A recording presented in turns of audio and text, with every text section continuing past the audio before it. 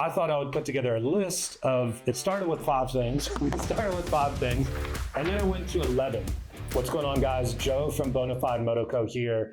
And over the years, I've had the opportunity to go on many adventures here in Southern Africa, whether they be on motorcycle trips or overland adventures. I've had the opportunity to go from Mozambique, Swaziland, Lesotho, Namibia, Botswana, South Africa, India, Nepal. And during that time, I think since 2017, I have had to pack for many trips. And I thought I would put together a list of, it started with 5 things. It started with 5 things, and then it went to 11. So here's my list of 11 things to take with you on a motorcycle trip. This one's going to be more for motorcycle trip, motorcycle or overland trip. Now, these things kind of go outside of the normal helmet, gloves, jacket, all those things. These are just some things that I need with me, and I thought you might find useful. Each one of these items has helped me in some capacity. So yeah, I thought I would share it with you. So let's head down to the garage and I'll show you how I pack this stuff. All right, so let's have a look through my list of things that I take with me on every single motorcycle trip. This also actually applies to overland trips as well. Number 1, hydration pack. Why I like taking a hydration pack is that I like to stay hydrated all the time and while I'm riding. I find that if you take a bottle with you, you have to stop to drink water. Whereas if you've got a hydration pack, you can always keep sipping on water as you're going. So depending on the trip, I'll take this Mosko one. This is a great one. I find this thing sits so well for me. However, it doesn't carry as much stuff as my Wolf Enduro one. So this one here, there's a lot of pockets. There's like 3 different pockets that you can put stuff. So I like to put my electronics in one, snacks and documents in another. And there's actually extra space in the back for like a jacket and another pouch in the back. Number 2, speaker. So I've been using this Bose speaker for many years. I had one before that I had with me for about 7 years, 8 years. These are great because they're super hardy, great audio quality, and they bring a vibe to the trip. So never leave home without it. So number 3 is a coffee kit. Now, I like to have great coffee. No matter where I go, I need to have great coffee with. So always bring a maca pot. This is a little bit bigger than some things, but what I like about the maca pot is that you can put this on a fire. So if you're on an overlanding trip, you can take this and you can put this on a fire if you don't have a gas burner.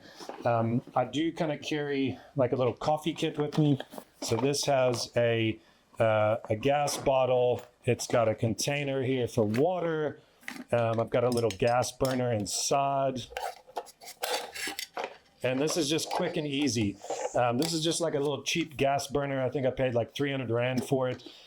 I've had it for 7-8 years and it works very well. So coffee kits come in all different shapes and sizes. Next, packing cubes. So I've had these, I think these are Eagle Creek packing cubes. I've had these for about 7-8 years as well. And what I like about these is that each one kind of has its own color in different size. So I know which one is which. So like this one is going to be my t-shirts. This one's going to be my socks and underwear. And these, I find these things just really great for organizing all the different stuff that you have on a trip. Next item, this is one of my favorites. So I found many years ago Merino wool. And I sweat a lot, I stink, and I'd come across Merino wool many years ago, and that was like my adventure game changed because these Merino wool shirts, this one is by Icebreaker. I've had about 6 or 7 of these Icebreaker shirts over the years. And what I love about these is that they're very cool. They're easy to wash. They don't smell. I mean, I've used these in India for 10 days, like our whole trip. I just used one t-shirt. Every once in a while I would rinse it and dry it out. So the one of the things that I love about this is that you don't have to pack extra shirts. So if you bring a cotton t-shirt like this one, you need to pack quite a lot. You're going to sweat through it. It's going to get dirty and it's going to go into the back. So you're going to have more laundry to do. Whereas the Merino wool, you can have a dedicated riding shirt each day and maybe just a couple other shirts for after the trip. So Merino wool. I've also got some underwear around here. where the underwear you can wear for many, many days. And these are great for swimming as well. So if I find myself out at a river, I'll just go down to my undies because these dry off really easy. The one thing is that eventually the butt area wears out after many years of sitting on rocks out in the bush.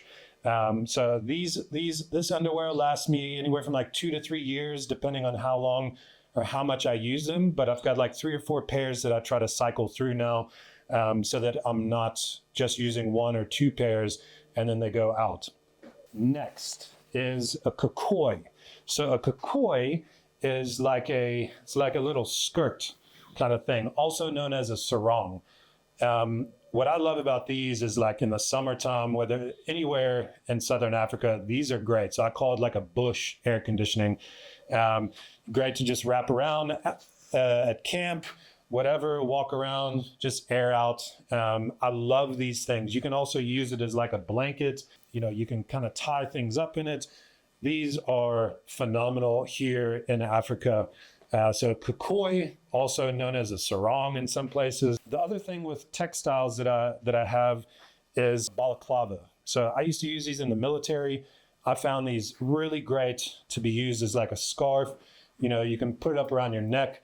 If I am somewhere like in Namibia or Botswana or even South Africa during the summertime, what I'll do if we get somewhere is that I'll actually dunk this in water. So if I'm at a lake, if I'm at the support vehicle, I'll dunk this in water, put it around my head, and it's like an air conditioning for 15 minutes, depending on the heat. So I love these things, and you can just tie it up. If it's sandy, there's a whole little thing you can do. I forgot how to do it. But again, with these, I've used these as a towel. I've used these to help kind of pack up stuff. Like you can use it as a bag. These are absolutely essential items.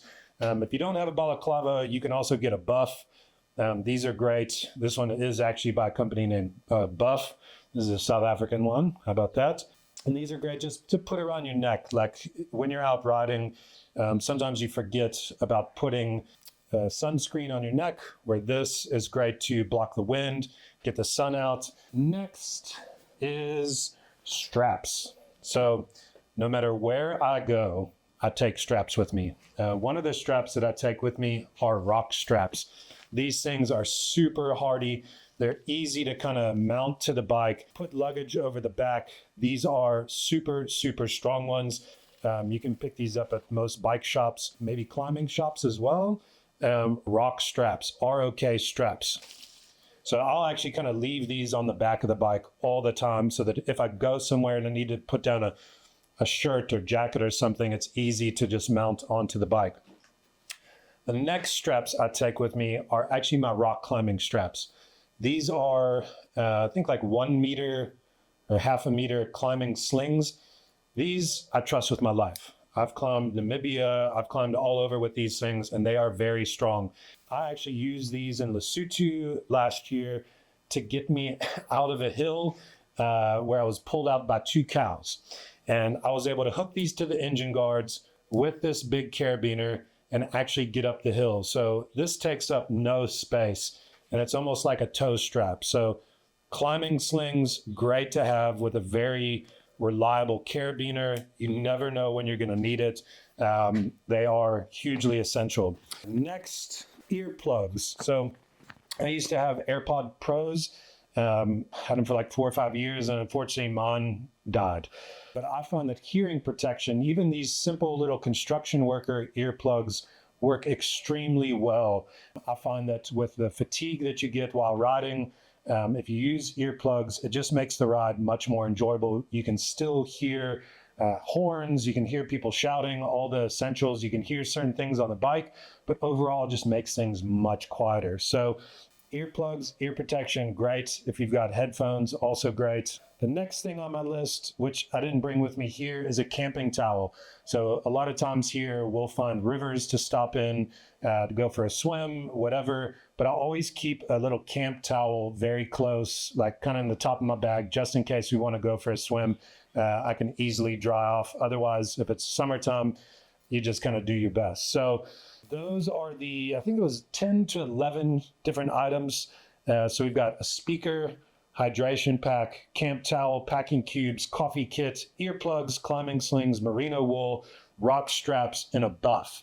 So whether you're on a motorcycle trip or an overland trip, these are some great things to make sure that you've got, if you're in an overland vehicle, and just put these in like a backpack, kind of like your everyday carry bag.